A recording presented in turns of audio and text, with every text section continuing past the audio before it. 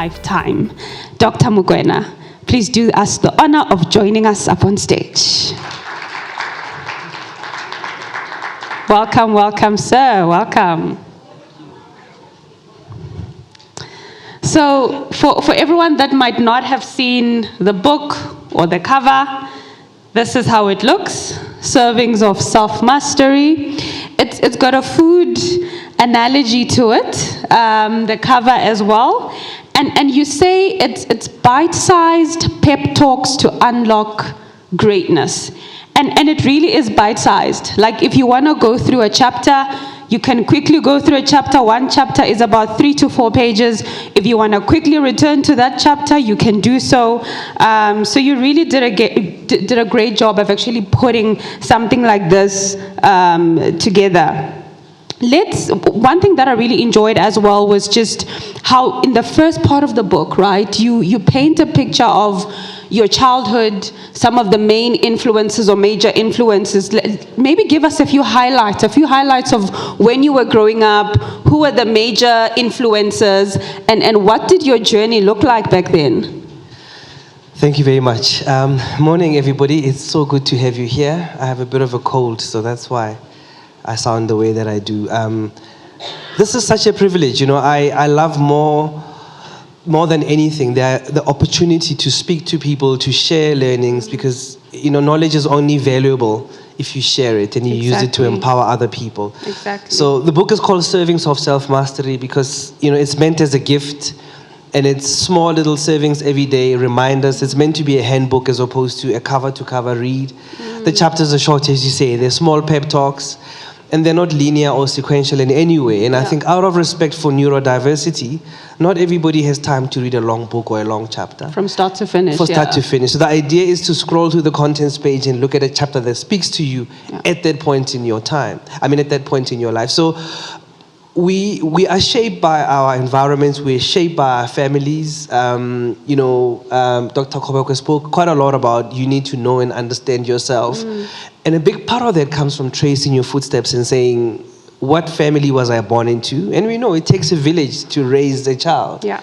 What was the immediate environment, the community, the township, the village, the suburb, the school teachers, the university? So I am very privileged that I come from a family that values education. There are many educators in my family, more than I can count, from parents, grandparents, great-grandparents, uncles. You know, when I was young, I think I was 6 or 7, I witnessed my grandparents graduating with postgraduate degrees. So for me, education was never a thing that is negotiable. And I could see the impact of education. I could see the wisdom in these people, and I could see their lives. You know, and I could see, and whenever, you know, I would speak to people in the community, they would refer to you as, oh, you're so-and-so's son or grandson or whatever. And then I've got family members whose streets have been named after them and schools have been named after them, and they were teachers. Wow. So I have massive respect for teachers. I have massive respect for people that make it their business to serve others. And, Christ in you, the hope of glory. So I think we have a responsibility to be the light in society. And part of it is about writing down and sharing so that other people can benefit from your perspective. Yeah. And how long did it take you to actually get to this final product? Was it one of those COVID inspirations where some people were baking, some people were doing stuff? What was the journey like in getting to this book, ready for the shelves, ready for us to read? So I've been in corporate for 26 years. I've been in leadership and management for 23 years. So I've had a lot of time to think about myself, my brand, my leadership style, my leadership signature, the impact I want to have, the legacy I want to leave. I've been impacted and inspired by many leaders. Some leaders teach you the right things, some leaders teach you the wrong things. And I've read, widely on the subject. And I got to a point where I said, don't just be an acquirer of knowledge. I'm a big fan of student for life and a student of life. Observe and suspend judgment so you can be a sponge. But I also believe in contributing to the body of knowledge. So I reached a point where I was like, hey, I've read all these books on the self-help stuff, the spiritual stuff in exclusive books, in kum books. It's time for me to write. Wow. So diversity, equity, and inclusion behoves all of us to drive representation. We all have a story to write. Prof. Maurice and I are in academia, a lot of the books that we consume and read come from the global north or from the west. We as Africans need to share our knowledge. We talk about decolonization. Yeah. Well, we have to be part of the solution. So, and it's been incredible how the book has been received. And I encourage everybody I speak to also sit down and write. So reflection is an important part of leadership. Journaling is an important part of managing and leading people. And in that, you capture so much. And then you're like, well, I should share this with people. But also, I mentor and coach a lot of people. And I got to a point where I realized, actually, I wish there was an audience to this mentorship conversation. Yeah. So then I would speak to mentees and say, can I amplify our conversations? Yes. Obviously, completely anonymized, Yes. so that other people can benefit from your challenges and some of the stuff that we experimenting with. Because there's no right or wrong. You must experiment and then eventually see what the learnings are and improve and iterate. So the book took 12 months to write, and now I'm writing 2 other books. Yeah. Wow, 2 other books, guys. So look out for that. Dr. Mokwena, I find that self-mastery is one of those words that, I don't want to say it's a buzzword, but it's come up for me quite a lot in corporate settings. And sometimes when we use a word without the core understanding, we tend to misuse it, or we tend to oversimplify it, right? So to make sure that all of us here in the room have a good foundation, help us to understand and break it down. What is self-mastery and why is it important? Okay. So many of us spend a lot of time and energy and resources thinking about our careers and shaping our careers. But very few of us apply the same rigor to our lives and our personal identity. Yeah. There was a question about, what if I don't know how I want to be loved? You have a responsibility to know yourself, so when you present yourself to a suitor, you're clear on your proposition. You're clear on your likes and dislikes, your strengths and weaknesses, and development areas. When you go for a job interview, you have no business being in a job interview when you don't know who you are. Wow. So investing in understanding who you are, when you're managing people, introducing yourself to a manager, the manager needs to know what they're working with. Yeah. In law, there's a principle that's called the thin skull case. You take your victim as you find them. But the victim must introduce themselves, you know? So I think we have a responsibility to get to know ourselves. We have a responsibility to manage and nurture and love ourselves. So the book is called Servings of Self-Mastery. With a spoon, this is what you feed yourself every day. Self-love, self-forgiveness, self-promotion. Wow. Talk about how good you are.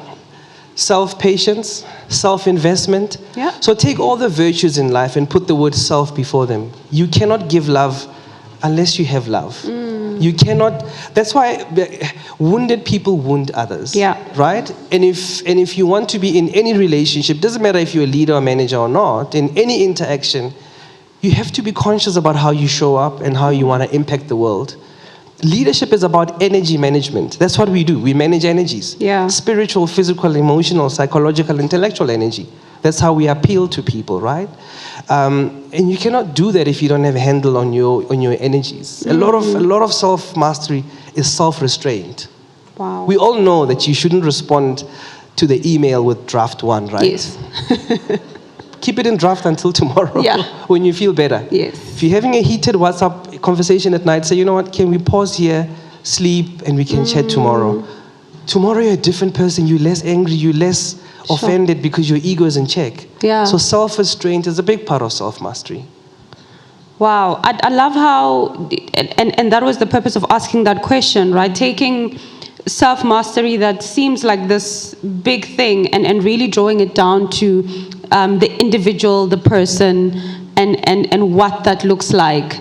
Because corporates and organizations, institutions, made up of people, right? We always talk about this organization as if it's a thing, but it's made up of people.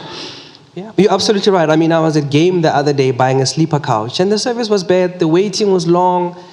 But because I'm in business and I understand that nobody wakes up to give you a horrible day or horrible experience, I was patient about it. Eventually, I got the thing. It took me 30 minutes and there was no queue. Yeah. The person at the furniture section wasn't there. They had to call him and everything. 2 days later, I had coffee with the CEO of Game. Yeah. And I said, I bought a sleeper couch. And he's like, I hope the service was good. I said, listen, there's some development areas, but I was happy. Yeah. I wasn't angry. I wasn't irate. He's like, no, Yeah. but you should have. I was like, no. because I exercise self-restraint. I said, I'm dealing with a human being. Yes. I don't know what constraints they're dealing with. Yes. I don't know what happened to them on their way to work that morning. Yeah. And what if this person was in the toilet? They have the right to be in the toilet. Doesn't matter how long they were. Wow. What if this person was on lunch? Yeah. But also, if a person is standing at a section and there's no customers, that's lost productivity. Yeah. What if this person went to appliances? So I had to be the bigger person and think, but that's when you have control over your ego. Yes. Waiting in a queue is an exercise in humility. Sure. So these things are important, right? You can't go to people and say, do you know who I am? I mean, I bank with ABSA. Yeah. And there's times when I don't have great service. I'm very good friends with the CEO of ABSA. Yeah. I met up with him at a restaurant yesterday. Not once have I complained about anybody. They'll lose their jobs. Wow. So that's not what we're about. We're about humility. We're about respecting people. We're about live and let live. And take your place in the order of the universe. God is in control. It's not about you. Wow. Yeah. Wow. I love that. And just to quote an earlier statement you made, you have no business looking for a job or leading people if you don't know yourself. I hope you guys also captured that because it's still lingering. Very early in the book, you also talk about the relationship between self-mastery and personal effectiveness. And another big word, right, that I want us to just break down. What exactly are you saying there? So I think it's very clear to, know yourself, know what success looks like for you. Yeah. So it's good to have a vision board. And there's no silver bullet, right? We all have diverse interests. But I think having a sense of the things that you like, the portfolio of things you enjoy doing, and investing in understanding what is your life purpose. Yeah. So for you to be effective, that means you are doing a good job of pursuing your life purpose. Happiness comes from serving a higher order, a higher purpose, right? So, and understanding what God designed your life to be about and the legacy you should leave behind, that's you unlocking your potential by understanding purpose. Yeah. Now, effectiveness is about aligning all the parts of your life in pursuit of that purpose. Otherwise, you're just going off on a tangent. Yeah. When a lot of people have challenges around careers and what should they do in life, that's because they have not developed a selection criteria that is in line with their life purpose. Your life purpose helps you choose and discard what's right, what's not good for me. Yeah. And a very, very important question that very few of us have answered is, how much is enough for me? Sure. Unless you know how much is enough, you will constantly chase and chase and chase. Happiness will elude you. How much money is enough for me? How much wealth is enough for me? Wow. How much seniority is enough for me? How many titles, how many degrees, how many that? But until and unless you answer that, you are a victim of something that keeps moving. It's like creating a rod for your own back. You're chasing a mirage. It's like people who chase perfection. Only God is perfect. Yeah. All of us are work in progress. So, yeah. Oh, wow. I want to come back to that, but let's go to mentorship. You mentioned mentorship quite a bit. And sometimes when we do talk about mentorship, sometimes we might be referring to coaching or sponsorship. And understandably, these terms do overlap to some extent, depending on the role that the person plays. But I want you to, based on your experiences as a mentor, as a mentee, how can we make the most out of a mentorship relationship? Because I feel that, this is a mentorship setup, right? Yeah. We rarely talk about group mentorship. We rarely talk about peer-to-peer mentorship, for example. So maybe based on your experience, how can we make the most out of a mentorship relationship? So I think mentorship as a concept is multi-layered, or needs to be seen or understood in the context of it being multi-layered. Jesus is a mentor to us. Is he here? Do you set up a video call with him? Do you have him for coffee? No. But you create space in your day where you pray, where you meditate, where you read, right? There are so many people that influence and impact us positively and inspire us, but we don't have access to them. Yeah. We can learn from their lives, we can listen to their words, we can attend sessions where they speak. That's a form of mentorship. Yeah. Also, mentorship is about accessibility. It's about being able to say, Kati, I have a question. Please help me think through it. It's not about coming to you and saying, I know you've got a 24-hour day and you're probably busy 20 hours out of the day, but can you squeeze me in? Can we meet monthly? Some people don't have capacity for that.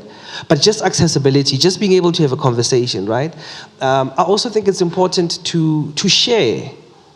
You know, some people, when you try and speak to them and you really want to get to know a little bit about their lives, they don't open up. Sure. Other people are very open with what they've done, their experiences, their mistakes. I mean, we just had a great conversation just now about a couple of things. I learned, the person I'm speaking to learned. That's mentorship, you know. So I think it's important that, and I'm a Luke 12 verse 48 kind of guy. To whom much is given, much is expected. That's why I wrote the book. That's why I speak. That's why I'm retiring from corporate in a couple of days. So I can. So I can have much broader impact because I defined how much is enough. So I have a great job in a great company, living an amazing life, but I know how much is enough for me. And I know what I want to do, and I know the impact I want to have, and I want it to be broader than just one organization. And I think that in itself can also be an example to some people. So mentorship doesn't have to be a contract, but I think if you are in a mentorship relationship, how do you maximize it? Prepare. Understand the objectives, set boundaries, be respectful of time.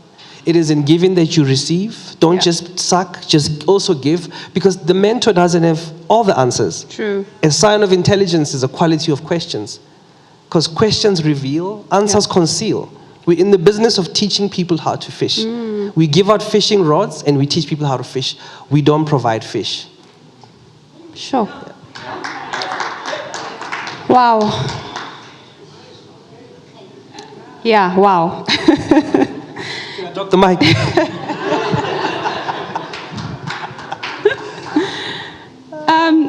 I want us to, you know, there's a lot of self that's coming through, you know, from the first conversation even to this one, right?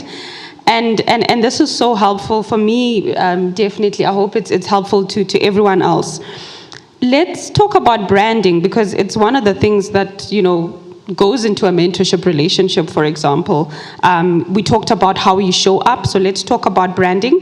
We have companies like Colgate that have become synonymous with toothpaste.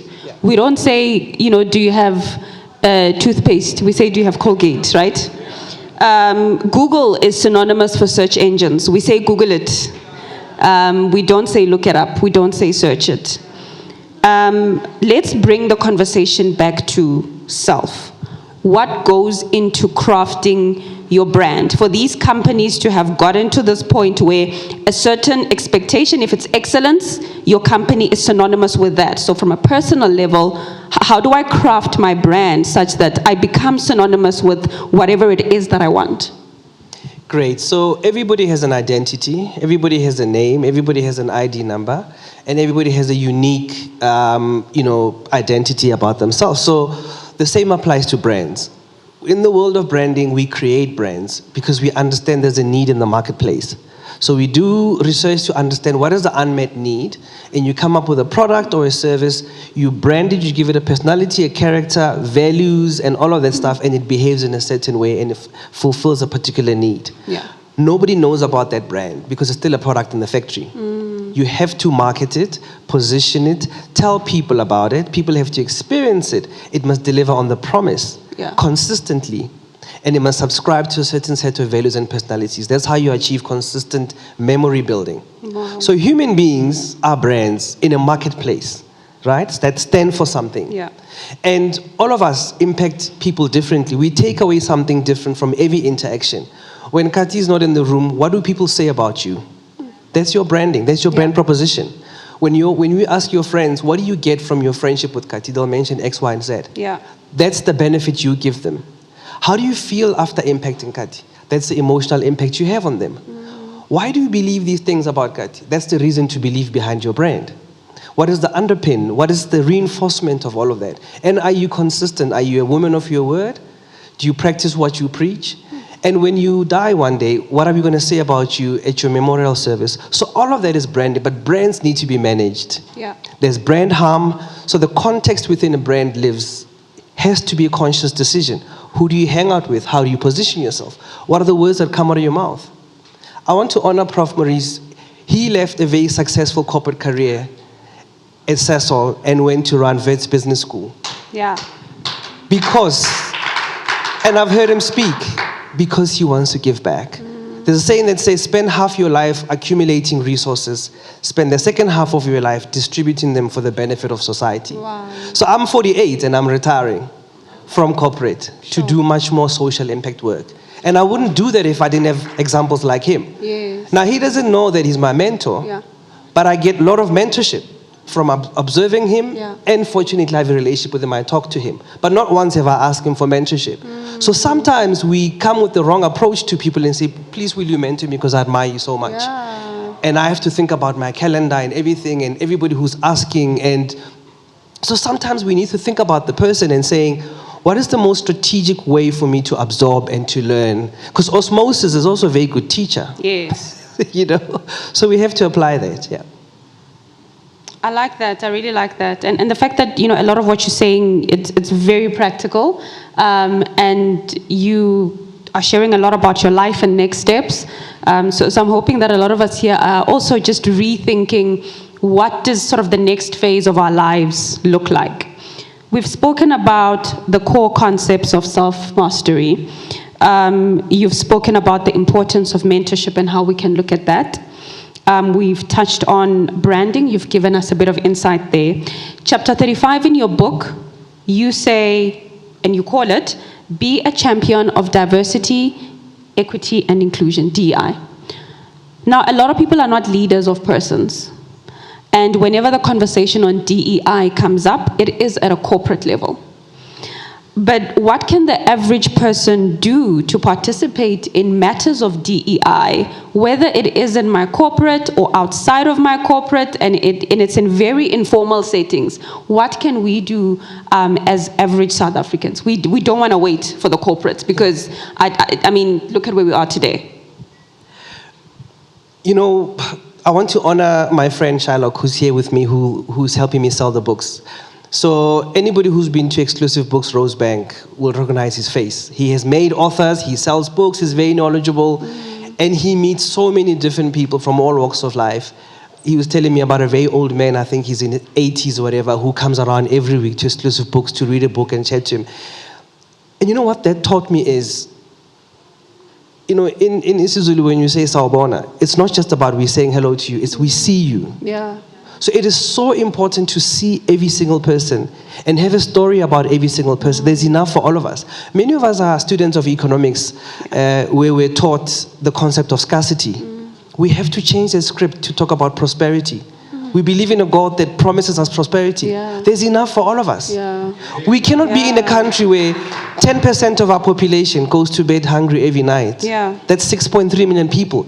Yet 10 million tons of food in South Africa goes to waste. Wasted, yeah. So we need to connect hungry mouths with good quality access food. Children teach us quite a lot. I observe my kids. So I have a son who's 12, my daughter who's 9. And we live in an estate where the kids come around and they visit. Yeah. And we're lucky that many of the friends come to our house as opposed to the other way around. Yes. And I watch my son hosting 5 different friends, 5 different personalities. He's 12. The youngest who comes is 9. The oldest who comes is about 14.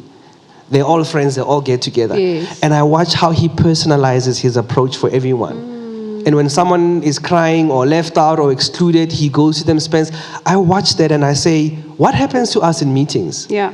Introverts, extroverts, people that have speech impediments, people that are confident speakers, people that are confident English first language speakers or not. And I look at that and I say, what are we doing to create room for everybody? Video calls are another place Yeah. where we don't bring everybody in. Or we're sitting in a meeting, 20 of us, 2 are connecting online. How many times do we look back and say, sorry, can we spend the next 5 minutes focusing on the person who's not in the room? So broadening, making the circle bigger, Yeah. broadening the sphere of influence, having a much bigger tent so that we welcome everybody and we give everybody a fair opportunity to be successful. So we need to bring everybody in. Yeah. That's diversity. Smart box of smarties. Once they're here, how do we create a fulfilling environment for that person to thrive? How do we make it permissible and safe for them to experiment and be vulnerable and make mistakes and learn and fail and learn fast? How do we create psychological safety for everybody? Wow. But we have to believe that there's enough for all of us. Yes. We have to believe that you can go around sharing your strategy. If anybody copies you, you can come up with a much better strategy. In fact, if someone copies your strategy, you know their strategy better than they do because you came up with it, right? True. You know the weaknesses of that strategy. Exactly. So we must share. We must be generous with knowledge. We must be authentic.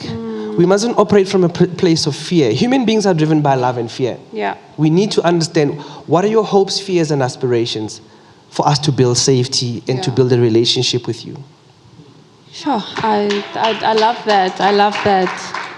I love that. And I think it's because sometimes when we are talking about influence and effectiveness, we leave it up to people that are in leadership positions, whatever we have termed to be leadership. But I like a comment in Dr. Maurice's book where he says, even if you are not leading people, just you being a person, you are leading yourself. And that is leadership. So thank you so much for that. I'll give you one last example of DI, which is current and is relevant to you. I've just come back from Oxford Said Business School, where I was one of the speakers in a leadership program. 40 people, business people from all over the world, business leaders in this week-long leadership program from 25 different countries. Yeah. So all the faculty that we're teaching on this course, we sent a list of the delegates. So we had to learn the 40 people, their businesses, their countries they came from, some of the business challenges they were dealing with. Now that's an exercise in DI. So when I was preparing my talk and my lecture notes and everything, I had to come up with examples from countries I had never considered before.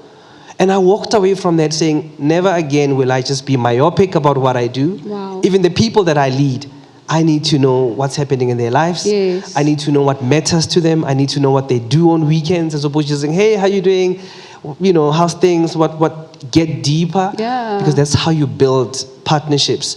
And you don't know what those relationships will do for you in the future. Yeah. Sure, thank you so much, Dr. Mokwena. I actually wonder how many of us, when we heard self-mastery at the beginning, if you'd ever thought the conversation would get to this level. Right? And I'm seeing a lot of people shake their heads.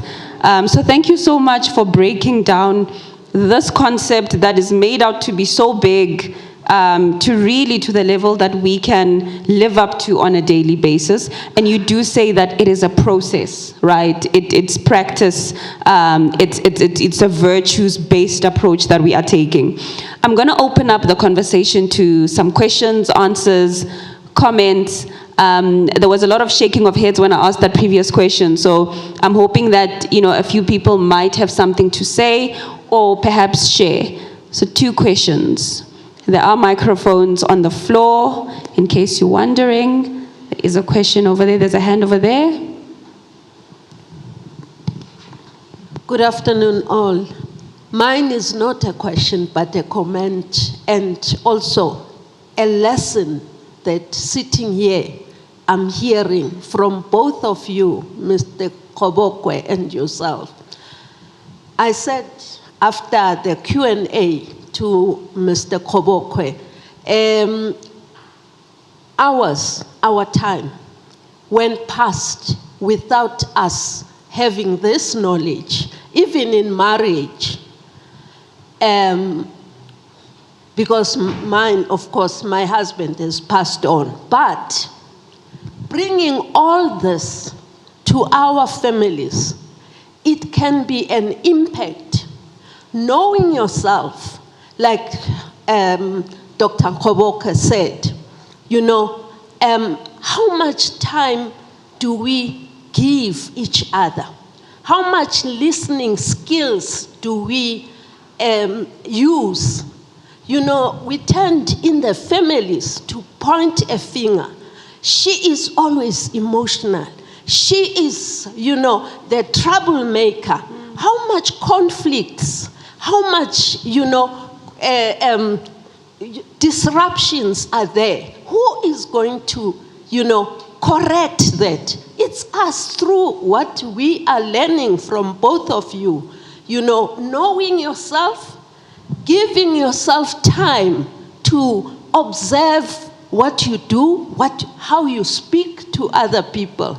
I'm so impressed. And this world wouldn't be what it is if we, correct ourselves and come to the realization that all this is caused by an individual. Yeah. Personally, we are the troublemakers.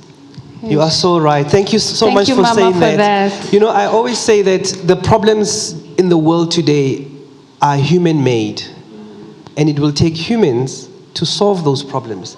We create those problems, therefore the solution lies in us. And we need to be very clear about the fact that what God expects of us is to spread hope. It costs us nothing. But equally important, extend grace. So in those family dynamics, be the one that extends grace. Yeah. Forgive first. Acknowledge your mistakes first. And say, this is what I think I've done wrong. But I also want to give you feedback so that we can all improve. And I think grace is something that we take for granted. But thank you so much for that. Thank you so much for that, Mama. Okay, there's a last hand over here. Hi. Alistair, thank you, sir. Really enjoyed your short introduction to the book, and really appreciate your humility in how you deal with people. And we can sometimes, I think about your interactions with the guys in game and how you can, these are lesser beings, and how wrong that is. We are all created in the image of God. So thank you so much for sharing those insights. The one question I want to ask about your book, because you talk about various servings of self-mastery, what would you say would be one of the biggest lessons or secrets or things, if I want to go on this journey of self-mastery, what would be the one thing that you would say, if you can begin to do this, it will take you on this path of self-mastery? If you could maybe just share some insights. Great Fantastic. question. Thank you so much, Sean. I had a conversation with the next speaker, and I don't want to steal her thunder. And one of the things I said to her, which came from the book, is every mountain climber has a Sherpa. Don't journey alone. Have a wingmate. Have a trusted confidant. Have somebody who will be your cheerleader, your critic, your coach, extend you grace, pick you up when you're tired, compliment you when you've done a really good job, and make you reflect. So a lot of us go through life alone because, you think that I'm studying alone, I write the exam alone, I do the interview alone, but it doesn't work that way.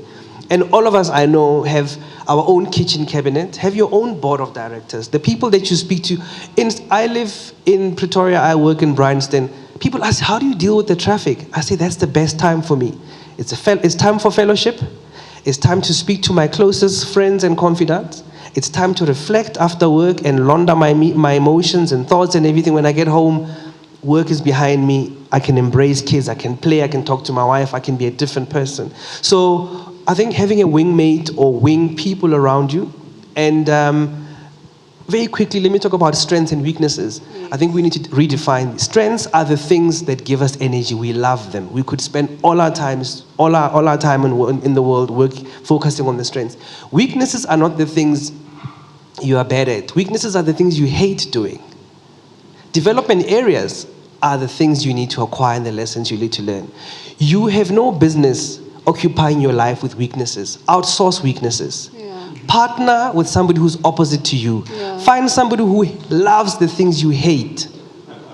Whether that's a partner, an employee, an investor, outsource those things. It will make that person so happy to be asked to do those things. Focus on being a blessing to the world by playing to your strengths. So that's the message.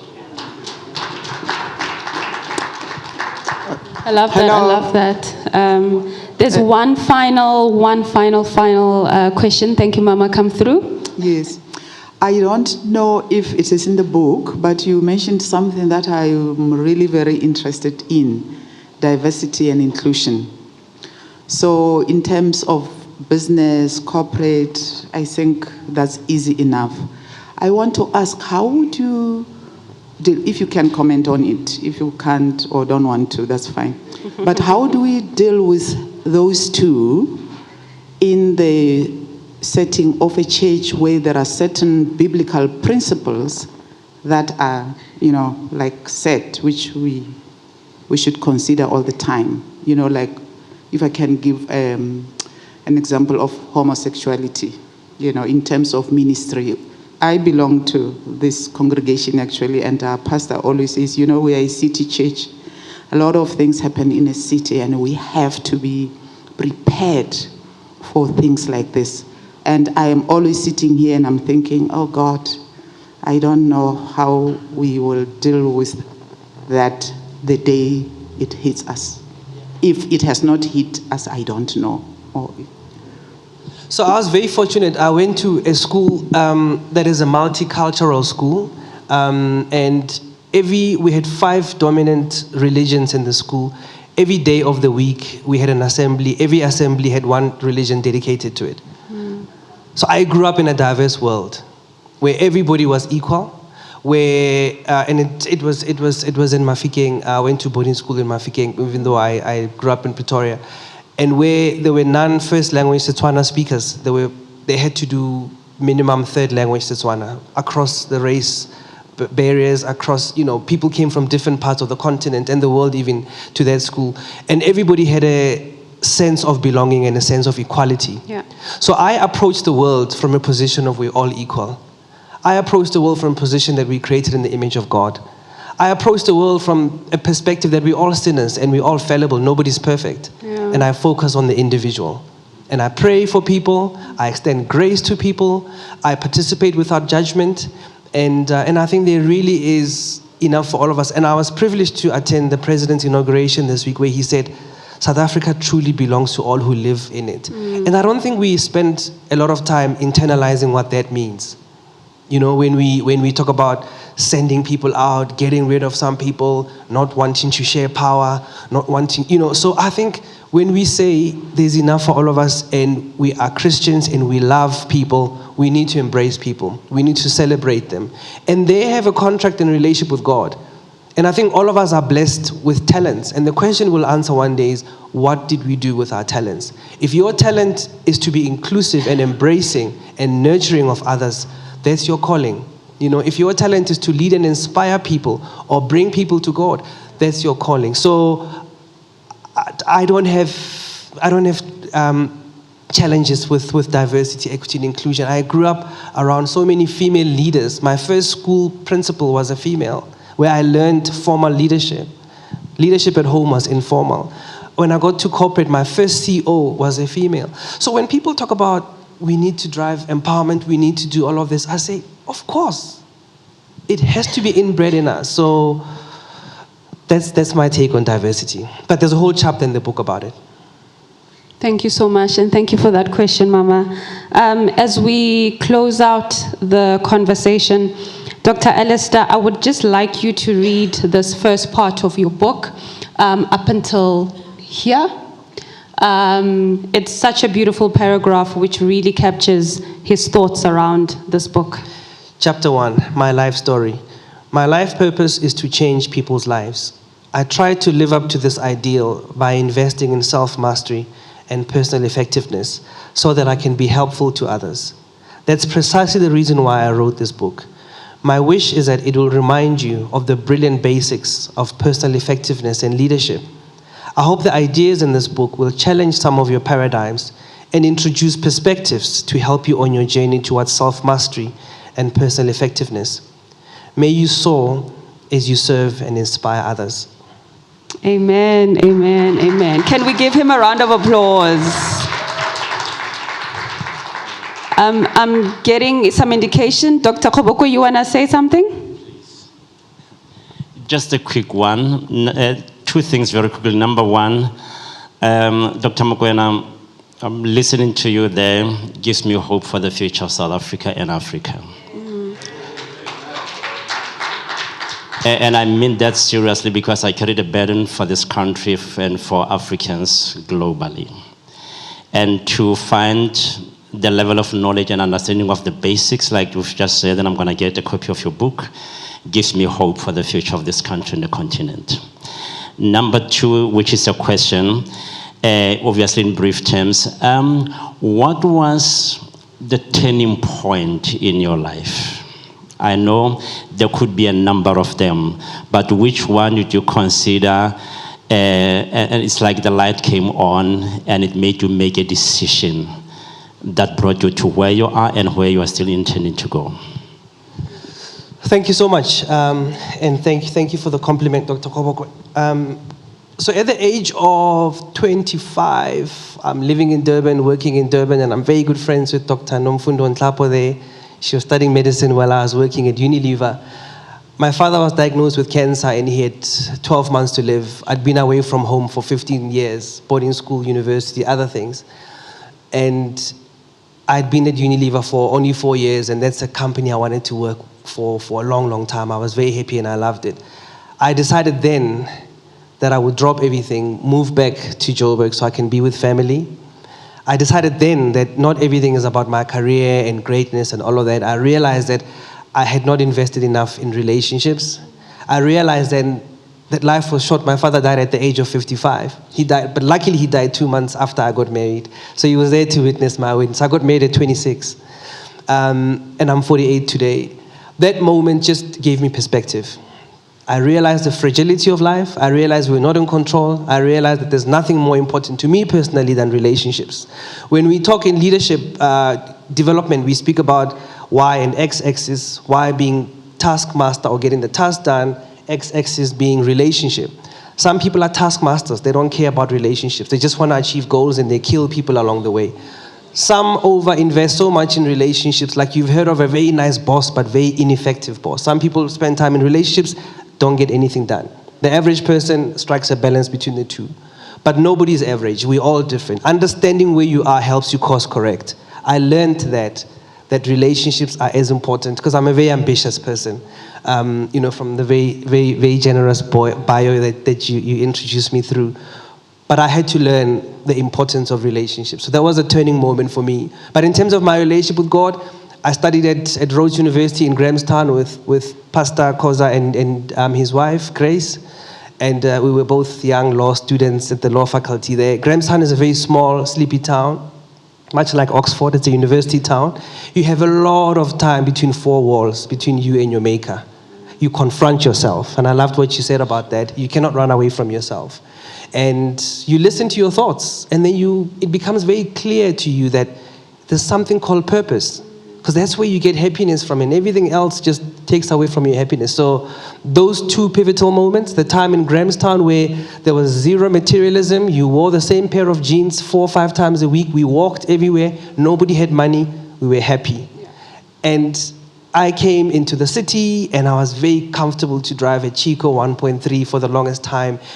And I haven't made much progress in life because I drive a Ford Fiesta 1 liter today. So, but that's Grahamstown for you. Thank you. Thank you so much. Thank you, Dr. Mokwena. Thank you to everyone that has asked questions. The book is available over here, so please do get it. If you don't want to get it for yourself, get it for someone else who you believe will benefit. There's a couple of interviews that Dr. Alistair has done as well that are on YouTube. So if you still just want to soak in the wisdom, go onto YouTube. You can also follow him on LinkedIn. I started following him this week and you posted on the president's inauguration. So thank you so much for that. And as you were saying, we can get mentored from a distance. It doesn't have to be me sitting down with you every month. Thank you so much for this conversation. Thank you for your humility. And thank you for this. Thank you for the book.